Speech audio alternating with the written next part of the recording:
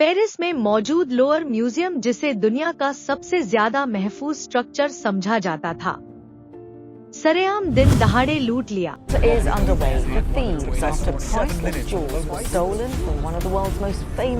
Movies में देखा जाता था, वो हकीकत में सबके सामने भी हो सकती हैं। सीक्रेट हिस्ट्री टीवी की वीडियोस में एक बार फिर से खुशामदीद। नाजरीन, 19 अक्टूबर 2025 की सुबह लोअर म्यूजियम रूटीन के मुताबिक आम लोगों के लिए खुलता है। गार्ड्स अपनी अपनी जगह पर थे और दुनिया भर से आए टूरिस्ट म्यूजियम के अंदर दाखिल होते हैं। सुबह के 8:30 बजे अब म्यूजियम को खुले 30 मिनट हो चुके थे। तभी म्यूजियम की दूसरी साइड जो रिवर सीन को लगती है, वहाँ एक गैर मामूली हरकत होती है। एक ट्रक जो आमतौर पर फर्नीचर को हाई फ्लोर्स पर पहुंचाने के इस्तेमाल में आता है, आकर म्यूजियम की दीवार के पास रुकता है। इस ट्रक पर एक मैकेनिकल लिफ्ट लगी हुई थी, पर ना तो इस ट्रक को कोई फर्नीचर ऊपर चढ़ाना था और ना ही इसमें बैठे लोगों की नीयत साफ थी। इस ग्रुप में टोटल 4 लोग शामिल थे। उन्होंने येलो और ऑरेंज कलर्स की वेस्ट पहनी हुई थी, बिल्कुल वैसे ही जैसे कंस्ट्रक्शन वर्कर्स पहनते हैं, पर उन्होंने अपने चेहरे बेल लावर्स पहनकर छुपाए हुए थे। 4 में से 2 लोग बिना कोई परवाह किए मैकेनिकल लिफ्ट को एक्सटेंड करके म्यूजियम की पहली मंजिल पर मौजूद एक बालकनी तक पहुंचते हैं। यह बालकनी म्यूजियम के सबसे शानदार हिस्सों में से एक गैलरी द अपोलोन यानी गैलरी ऑफ अपोलो तक जाती है। यह वही गैलरी है जहां फ्रांस के शाही खजाने नुमाइश के लिए रखे गए थे, पर अपोलो गैलरी के अंदर घुसने के लिए यहाँ एक बड़ी रुकावट थी, एक इंतहाई मोटे शीशे की दीवार।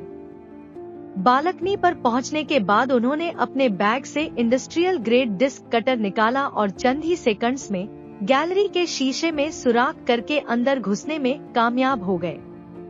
यह सब कुछ इतना जल्दी हुआ कि अभी तक सिक्योरिटी गार्ड्स को इसका इल्म नहीं था, पर इस हरकत से म्यूजियम का सिक्योरिटी अलार्म बज उठा और गैलरी में मौजूद गार्ड्स ने चोरों को देख लिया, पर चोरों को किसी चीज की परवाह नहीं थी।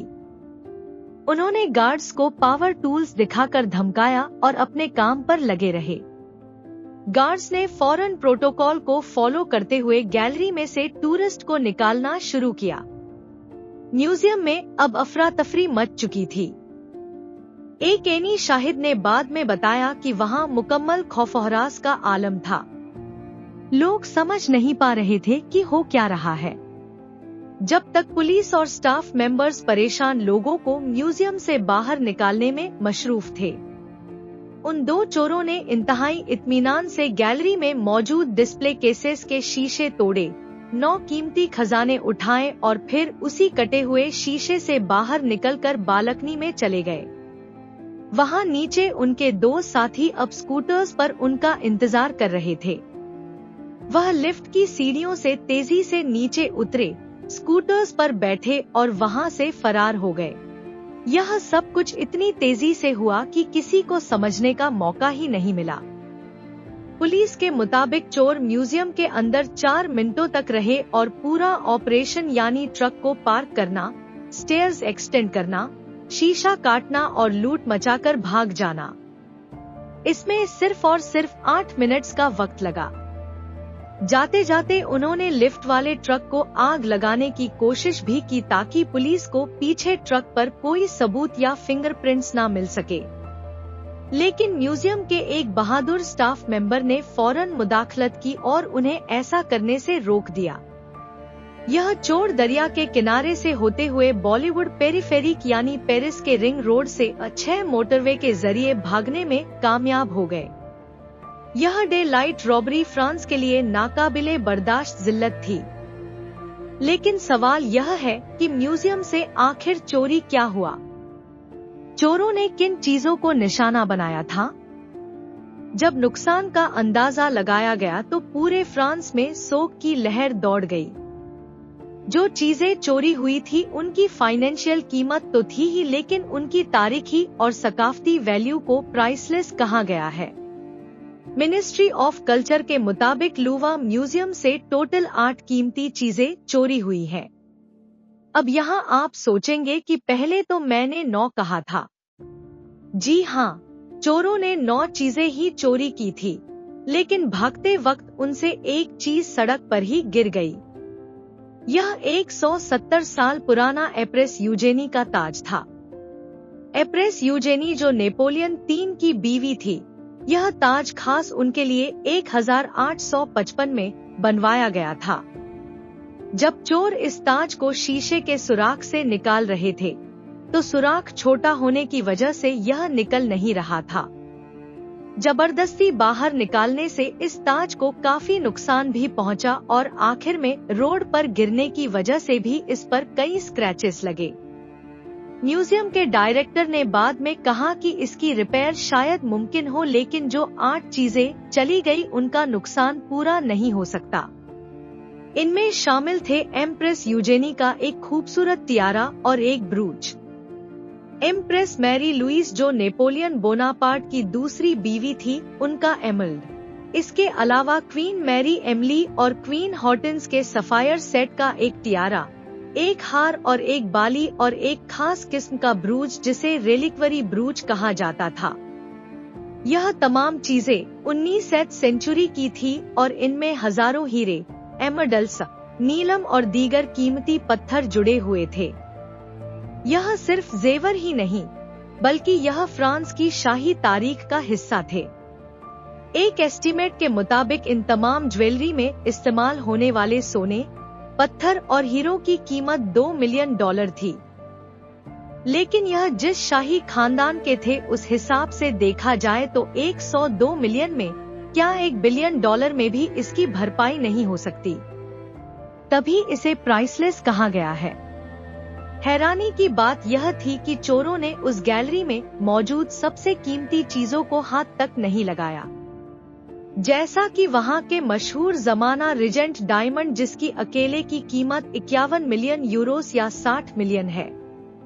इसके अलावा ससी और हटेंसिया नामी डायमंड भी वहां रखे थे, लेकिन चोरों ने उन्हें नजरअंदाज कर दिया।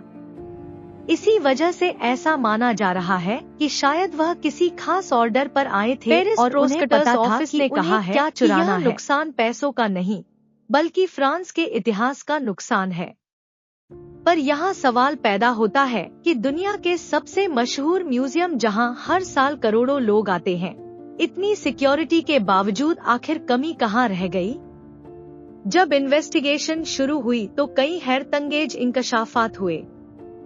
फ्रेंच मीडिया ने इब्तदाई रिपोर्ट्स में बताया है कि म्यूजियम के उस हिस्से में जहां चोरी हुई, हर 3 कमरों में से एक कमरे में कोई सीसीटीवी कैमरा ही नहीं था। जी हाँ, दुनिया के सबसे बड़े म्यूजियम में सीसीटीवी कवरेज ही मुकम्मल नहीं थी, और जो एक्सटर्नल कैमरास लगे थे वह भी उस बालकनी को पूरी तरह कवर नहीं कर रहे थे जहां से चोर शीशा काट कर दाखिल हुए। लेकिन इससे भी बड़ा झटका तब लगा जब फ्रेंच सेनेट की एक मेंबर नेटली गोले ने बीबीसी को बताया कि जो अलार्म बजा था वो असल में म्यूजियम का वाइडर अलार्म था। उस बालकनी में एक लोकलाइज्ड अलार्म सिस्टम भी लगा था, लेकिन वह कुछ दिनों पहले ही खराब हो गया। अगर वह अलार्म सही होता तो सिक्योरिटी को बालकनी में चोरों की एंट्री का पता चल जाता। म्यूजियम की डायरेक्टर ने चोरी के फौरन बाद इस चोरी ने फ्रांस के म्यूजियम्स की सिक्योरिटी पर एक बड़ा सवालिया निशान खड़ा कर दिया है। और आपको यह भी बताते चले कि यह चोरी का कोई पहला वाकया नहीं था। इसी म्यूजियम में 1911 में मोनालिसा की पेंटिंग भी चोरी हुई थी।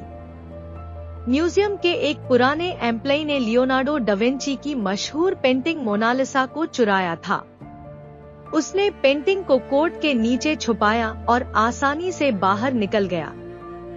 पेंटिंग 2 साल बाद इटली से बरामद हुई जब चोर उसे बेचने की कोशिश कर रहा था। इस वाक्य ने ही मोनालिसा को दुनिया की सबसे मशहूर पेंटिंग बनाया था। इसके बाद 1976 में इसी म्यूजियम से किंग चार्ल्स एक्स की तलवार भी चोरी हो चुकी है।